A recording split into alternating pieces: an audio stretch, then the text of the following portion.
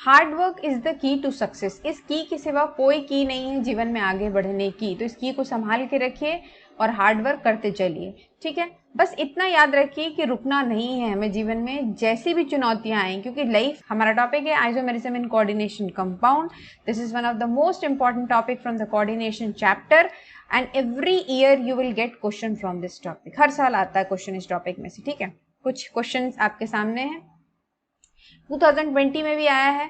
Explain the type of isomerism exhibited by the following pair. 2019 में भी आया है, 2018, 2017 एंड 2016। ऐसा नहीं है 2021, 22, 23 में ऐसा नहीं वो हो गया है या 24 तक कि आइसोमेरिज्म टॉपिक गायब हो गया है, बिल्कुल नहीं है। मैंने यहाँ पर इंक्लूड नहीं की हूँ, बट आए हैं क्वेश्चंस, ठीक है। आप चाहेंगे तो मैं क्वेश्चन और आंसर दोनों ही आपके साथ शेयर कर दूंगी। तो शुरू करते हैं आज का टॉपिक। फिर आइसोमेरिज्म आप सब जानते हैं आइसोमेरिज्म क्या है, आइसोमेरिज्म की डेफिनेशन क्या है, फिर भी हम डिस्कस करेंगे। तो सबसे पहले स्टार्ट करते हैं इसको थोड़े से आउटलाइन क्लासिफिकेशन से, कि ये दो कैटेगरी में डिवाइडेड है, ये आप जानते हैं। एक होता है स्ट्रक्चरल आइसोमेरिज्म, दूसरा होता है स्टीरियो आइसोमेरिज्म। बहुत कुछ सेम है आपके ऑर्गेनिक वाले पार्ट से, बट यहाँ पर हम क्योंकि इनऑर्गेनिक पढ़ रहे हैं तो उसका हर जो एग्जाम्पल पिक करेंगे वो। So under structural isomerism first is ionization isomerism, hydrate isomerism, linkage isomerism, coordination isomerism. Coordination के बाद मैंने कोऑर्डिनेशन पोजीशन भी समझाया है, बट मैंने यहाँ इंक्लूड नहीं किया है। हाइड्रेट आइसोमेरिज्म को सॉल्वेट आइसोमेरिज्म भी कहते हैं, ओके। अंडर स्टीरियो आइसोमेरिज्म क्या है, ज्योमेट्रिकल है और ऑप्टिकल है। तो एक वीडियो में पूरा अगर मैं समझाऊंगी तो आप आधा वीडियो छोड़ के भाग जाओगे। इस वीडियो में मैंने आपको पूरा स्ट्रक्चरल आइसोमेरिज्म एक्सप्लेन, स्टीरियो पढ़ेंगे नेक्स्ट में, क्योंकि ये काफी वास्ट टॉपिक है। स्ट्रक्चरल आइसोमेरिज्म क्या होता है, ये स्ट्रक्चरल आइसोमेरिज्म डिफाइन करो या आइसोमेरिज्म डिफाइन करो, बात एक ही है। तो आइसोमेरिज्म में आइसो का मतलब तो सेम ही होता है, ठीक है, सेम। अब क्या सेम, स्ट्रक्चरल आइसोमेरिज्म में क्या, structural isomerism differ in the way atoms are linked और कनेक्टेड टू ईच अदर। तो स्ट्रक्चरल आइसोमेरिज्म हमको पता है ऐसे कंपाउंड जिनका मॉलिक्यूलर फॉर्मूला सेम रहे। तो डिफर कहाँ करते हैं, वो अपने अरेंजमेंट में डिफर करते हैं, मतलब कहाँ पर उनके जो एटम लिंक्ड हैं या कनेक्टेड हैं वहां पर उनका डिफरेंस आ जाता है। इसीलिए मैंने एक लाइन में लिखा लिंक्ड और कनेक्टेड। तो अरेंजमेंट में तो इनके कनेक्शन में डिफरेंस आ जाता है, ठीक है।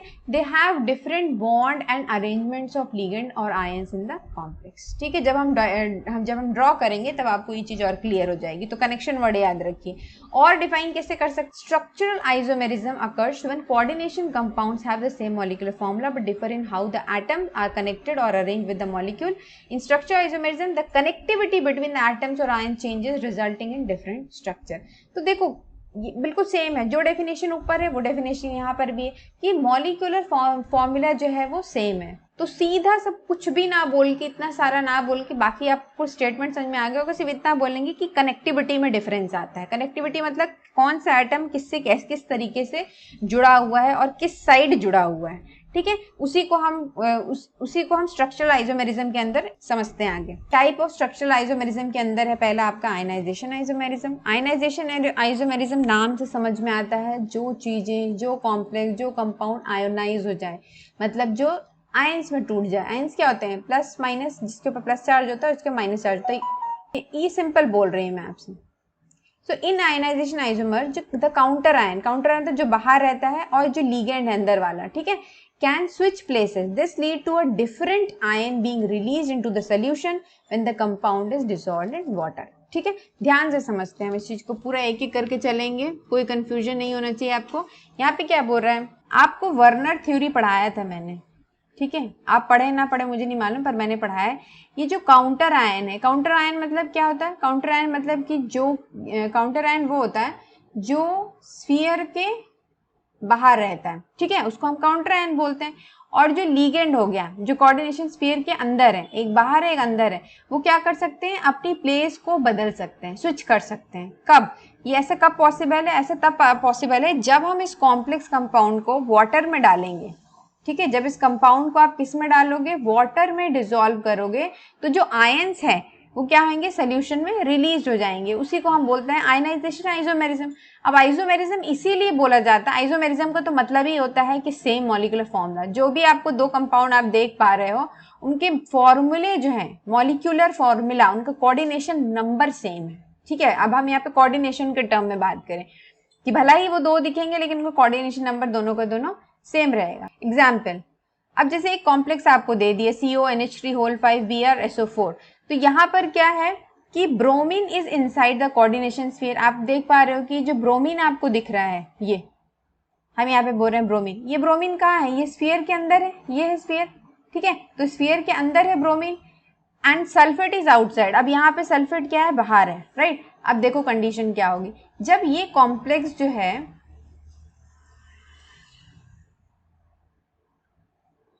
लिख देती हूं मैं पहले, this is the complex, right. ये कॉम्प्लेक्स हमको दिया हुआ है। ये कॉम्प्लेक्स को जब आप वाटर में डिसॉल्व करोगे, ठीक है, तो ये किस में टूट जाएगा, ये आयंस में स्प्लिट हो जाएगा। तो कहाँ से आयंस में स्प्लिट होगा, यहाँ पे बहुत ध्यान से समझिए। सी अंदर है, NH3 Br ब्रैकेट बंद, ठीक है, प्लस SO4 सल्फेट 2 माइनस में टूटता है, ठीक है। तो यहाँ पर 2 माइनस है तो यहाँ 2 प्लस आ जाएगा, ठीक है। अब देखो किस में टूट गया, ये टूट गया SO4 2 माइनस में, लेकिन ये नहीं टूटा। आप क्वेश्चन कर सकते हो कि ये ब्रैकेट के जो अंदर था ये क्यों नहीं टूटा, इसके पास भी तो आयंस है। तो कोऑर्डिनेशन स्फीयर कभी भी नहीं टूटता है। अपन वर्नर थ्योरी पढ़े थे, वर्नर थ्योरी में मैंने आपको प्राइमरी वैलेंसी पढ़ाई थी, मैंने आपको सेकेंडरी वैलेंसी पढ़ाई थी, आपको याद होगा। ये सब टर्म इसीलिए याद रखना जरूरी है। सेकेंडरी वैलेंसी, ठीक है, तो जो भी स्क्वायर ब्रैकेट के अंदर होते हैं उनको कोई हिला के दिखा दे, ठीक है, तो वो नहीं हिल सकते, क्लियर है। अब देखो, तो ये पहले वाले केस में क्या है, सल्फेट SO4 2 माइनस बाहर आ गया। दूसरी कंडीशन क्या पॉसिबल है कि अब हम क्या बोल रहे हैं कि दोनों स्विच कर सकते हैं, स्विच कर सकते हैं means another condition, CONH3 whole by SO4 Br। अब यहाँ पे देखो सल्फेट जो है वो अंदर है और ब्रोमीन बाहर है। तो अब जब इसको हम पानी में डालेंगे, इस कंपाउंड को, कंपाउंड क्या है, सेम कंपाउंड, कंपाउंड क्या है, सेम कंपाउंड है। डिफरेंस देखो कहाँ पर आ रहा है, इसमें सल्फेट अंदर है और जो ब्रोमीन है वो बाहर है, राइट।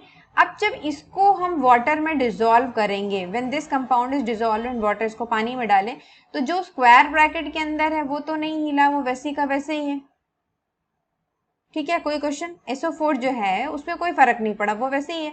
लेकिन जो बाहर था स्क्वायर ब्रैकेट के, वो किस में स्प्लिट हो गया, वो आयंस में स्प्लिट हो गया, ठीक है। तो यहाँ पे हमको मिला SO4 और यहाँ पे हमको मिला Br माइनस। तो आप देख रहे हो कि दोनों केस में अपन को अलग अलग कंडीशन मिली है।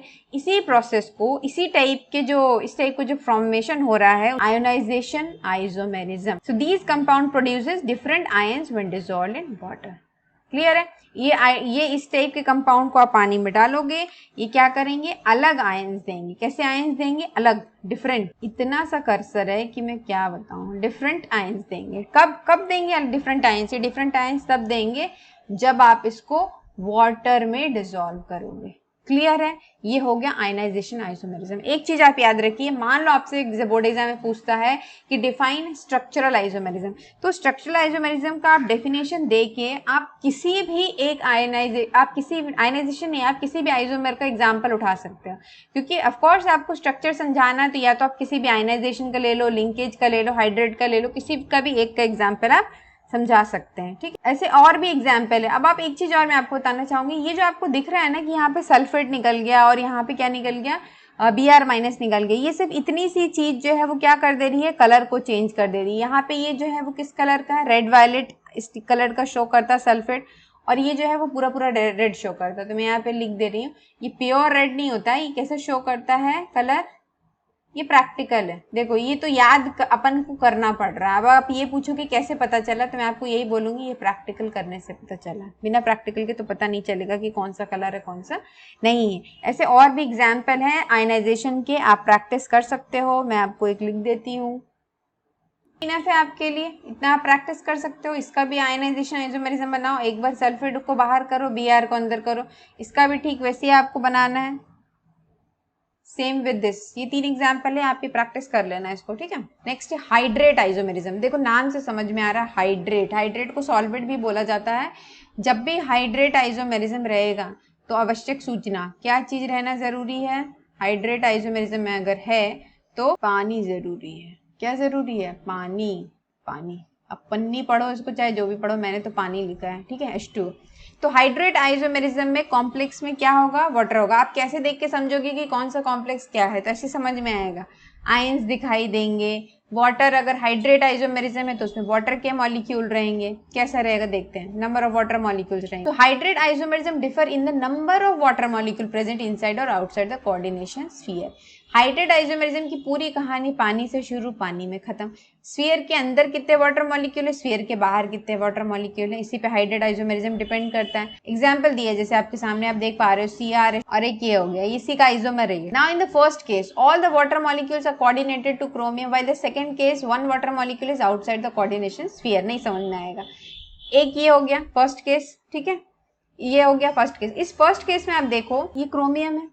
क्रोमियम क्या है आपका, क्रोमियम है सेंट्रल एटम। अब इस सेंट्रल एटम से 6 और वाटर मॉलिक्यूल जुड़े हुए हैं। ये पहला केस है, ठीक है, कोई दिक्कत नहीं, हमको समझ में आ रहा हाइड्रेट आइसोमेरिज्म है। इसका दूसरा आइसोमर हम क्या बना सकते हैं, हम इसका दूसरा बना सकते हैं। कहाँ चेंज आ रहा है, सिर्फ उसका जो अरेंजमेंट है उसमें डिफरेंस आ रहा है, बाकी सब कुछ सेम का सेम है। सेकेंड केस में यहाँ पे देखिए क्रोमियम में, अब इस क्रोमियम के साथ कितने वाटर मॉलिक्यूल लगे, इस क्रोमियम के साथ 5 वाटर मॉलिक्यूल लगे, 5। यहाँ पर कितने लगे थे, यहाँ पर लगे थे क्रोमियम के साथ 6 वाटर मॉलिक्यूल, 5। तो इसके 5 इसको करने के लिए क्या किए होंगे कि ये जो वाटर मॉलिक्यूल है, एक मॉलिक्यूल वाटर का बाहर आ गया, इसमें से एक वाटर मॉलिक्यूल का क्या आ गया बाहर, और ये जो Cl था इसका एक Cl चला गया अंदर, क्योंकि पहले देखो, पहले कितने Cl थे, 3 Cl थे, कहाँ पर, काउंटर आयन में। अब जो है काउंटर आयन में कितने Cl है, अब सिर्फ 2 Cl है, मतलब एक Cl अंदर कर दी फॉर्मूला को मेंटेन करने के लिए, मॉलिक्यूलर फॉर्मूला को, ठीक है। तो हाइड्रेट आइसोमर हमेशा कहाँ पर, हाइड्रेट आइसोमेरिज्म का डिफरेंशिएशन किसके बेसिस पे होगा कि वाटर मॉलिक्यूल प्रेजेंट है कि नहीं, कितना प्रेजेंट है और किसमें चेंज आ रहा है। So hydrate isomerism basically is the change in the number of water molecule. ये हो गया हाइड्रेट आइसोमर। इसका एक और बन सकता है, ये वाले का देखो क्या बन सकता है। सारी पॉसिबिलिटी देखा करो, ऐसे नहीं कि आगे वाले ने बना के छोड़ दिया तो आप सोचोगे कि इतने ही होते हैं, और भी होते हैं, बनाया नहीं है मैंने। अब मैंने 4 वाटर मॉलिक्यूल ले ली। अब जब मैंने वाटर मॉलिक्यूल 4 ले ली तो Cl अंदर कितने आ जाएंगे, 2, ठीक है। इस फॉर्मूले को मेंटेन करते हुए चलना अपन को। तो बाहर जो है अब वो कितना Cl बच जाएगा, अब 1 Cl बच जाएगा, क्योंकि टोटल कुल मिला के कितने Cl थे, 3 थे, कोई शक। अब वाटर मॉलिक्यूल कितने हो जाएंगे, 2H2, ठीक है, 4 5 6 हो गया। तो यहाँ पर मैंने 2 लिखा, तो यहाँ पे 4, अगर यहाँ पे 4 है, यहाँ पे 4 है, तो यहाँ पे 2 मॉलिक्यूल है, ठीक है। और जैसे जितने वाटर मॉलिक्यूल मैं बाहर निकाल रही हूँ उतने ही Cl को स्फीयर के अंदर करते जा रही हूँ, ठीक है, क्योंकि टोटल काउंटर आयन कितने थे, कितने Cl थे, 3 Cl थे। कितने Cl थे, 3 Cl थे। तो अगर मैं एक Cl को अंदर करूंगी स्फीयर के, तो मुझे एक वाटर मॉलिक्यूल बाहर करना पड़ेगा, ठीक है, मतलब फॉर्मूले को मेंटेन करके चलते बनना पड़ेगा, राइट। टी हो गया हाइड्रेट आइसोमेरिज्म। लिंकेज आइसोमेरिज्म, अब लिंकेज आइसोमेरिज्म क्या है, लिंकेज आइसोमेरिज्म में अनिवार्यता चीज क्या है जो हमें याद रखनी है, अभी बता देती हूँ। लिंकेज आइसोमेरिज्म तभी होगा जब एम्बिडेंटेड लिगेंड होंगे। लिंकेज आइसोमेरिज्म तभी होगा, नाम समझ में आ रहा है, लिंकेज, कहाँ से कहाँ ये लिंक हुआ है, देखो कैसे कैसे, एकदम इजी डेफिनेशन रहता है। Linkage means connection. This type of isomerism occurs when a ligand can coordinate to the central atom through 2 different atoms. Usually ligand कौन से रहते हैं, एम्बिडेंटेड रहता है, atoms like NO2-, SCN-, etcetera. हमने क्या बोले, आगे देखते हैं और पहले डेफिनेशन। एग्जाम्पल आने से पहले एक चीज और समझ लीजिए कि हमने बोले लिंकेज आइसोमेरिज्म भाई तभी संभव है जब 2 डिफरेंट डोनर एटम होंगे, ठीक है। मान लो ये सेंट्रल कोई भी है, सेंट्रल मेटल से जो भी कंपाउंड, मान लो ये है, ये तो दिए एग्जांपल, एम्बिडेंटेड डोनर होना चाहिए। तो ये जो NO2 है, आपको पता है NO2 की कहानी क्या है, NO2 की क्या है, एम्बिडेंटेड है। एम्बिडेंटेड का मतलब कि 2 डोनर साइट होंगे, ये भी डोनेट कर सकता है, ये भी डोनेट कर सकता है। तो इस NO को हम ऐसे लिख सकते हैं कि नहीं लिख सकते हैं, लिख सकते हैं, ठीक है। तो ये भी एक पॉसिबिलिटी है। इस पॉसिबिलिटी में क्या है, अभी तो ये नाइट्रोजन से जुड़ा रहेगा, मान लो सेंट्रल मेटल, इस वाले कंडीशन में सेंट्रल मेटल किससे जुड़ा रहेगा, ऑक्सीजन से जुड़ा रहेगा। तो इसे को ही हम लिंकेज आइसोमेरिज्म कहते हैं, और इसमें हमेशा एम्बिडेंटेड लिगेंड होना चाहिए। एम्बिडेंटेड लिगेंड वो लिगेंड है जिसमें 2 डोनर साइट होते हैं, ठीक है। So ambidentate ligand are those in which 2 donor sites are present, right? Now let's see the example. So example is in front of you. You can see this. Where has the cursor gone? ये है BJ बराबर, cursor दिखता भी नहीं है। ये देखो ये ग्रुप लगा है, ये कौन सा ग्रुप लगा है, NO2 ग्रुप लगा है। अभी लगा है नाइट्रो कॉम्प्लेक्स। यहाँ पर अभी जो है नाइट्रो आयन, सॉरी यहाँ पे nitrite ion coordinates through nitrogen atom. किससे कोऑर्डिनेटेड है अभी, एन से कोऑर्डिनेटेड है। कैसे समझ में आ रहा है एन से? क्योंकि पहला ये किससे शुरू हुआ है? एन से शुरू हुआ है, तो एन से कोऑर्डिनेट होगा ये सब जितने भी हैं। तीसरा, इस दूसरे में क्या कंडीशन है? इसमें अब ऑक्सीजन से ये जॉइंट है, मतलब कि ये देखो NO2 कैसा था? NO2 की कहानी ये थी कि मैं इसको ड्रॉ कर रही हूँ तब आपको समझ में आ जाएगा। बीच में CO है, ठीक है। ये जिस सॉफ्टवेयर में मैं आपको एक्सप्लेन कर रही हूँ ना, वहाँ पे ये ऐसे ही हिल डुल के चलता है, तो इससे थोड़ा सा समझने की कोशिश करिएगा। ये CO है, ठीक है। कितने हैं टोटल? 5 NH3 हैं, और यहाँ लगा दिया मैंने NO2 लगा दिया, ठीक है। कोई दिक्कत होगी भी तो कैसे बोलोगे? 2+, ठीक। पहला बनाया मैंने। दूसरा देखो किससे जुड़ा है, इसको देखो, बस इसको ध्यान दो, किससे जुड़ा है ये? नाउ सी, यहाँ पे ये जो जॉइंट है ये वो किससे जॉइंट है? वो जो जॉइंट है वो किससे? N से है। दूसरी कंडीशन, सब कुछ सेम, ठीक है। यहाँ पे भी, अब यहाँ पर पहले NO2 था, अब इसको मैंने ऐसे करके ज्वाइन कर दिया ONO से, है NO2 ये भी, ठीक है। कोई डिफरेंस नहीं है इसमें, पर कहाँ पर चेंज आ रहा है? क्यों हम इसको लिंकेज के अंदर, वो अंडर में ले आ रहे हैं कि भाई ये लिंकेज आइसोमेरिज्म है, बाकी नहीं है। तो क्यों ऐसा बोल दे रहे हैं? उसके बोलने का कारण एक सीधा साधा है कि यहाँ पर नाइट्रोजन से जुड़ा हुआ था और यहाँ पे किससे जुड़ा हुआ है? ऑक्सीजन पहले, ठीक है। इतनी सी बात है ये लिंकेज आइसोमेरिज्म के अंदर। और भी क्वेश्चन है इसके, अगर आपको प्रैक्टिस करना है यू कैन प्रैक्टिस। मैंगनीज है ये Mn, ठीक है।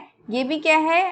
आपका ब्रैकेट देना बंद करें, हाँ, ये SCN लिखा है, SCN जो यहाँ लिखा है, ये लिखा है SCN। ये भी क्या है? एम्बिडेंटेड लिगेंड है। एम्बिडेंटेड क्यों है? क्योंकि एक बार ये सल्फर से भी अटैच हो सकता है और ये दूसरे किससे अटैच हो सकता है? नाइट्रोजन से। कोऑर्डिनेशन आइसोमेरिज्म क्या होता है? कोऑर्डिनेशन का सबसे महत्वपूर्ण है कि यहाँ पर स्क्वायर ब्रैकेट होना चाहिए। स्क्वायर ब्रैकेट आप बोलोगे तो पूरी कोऑर्डिनेशन में स्क्वायर ब्रैकेट है, जी नहीं।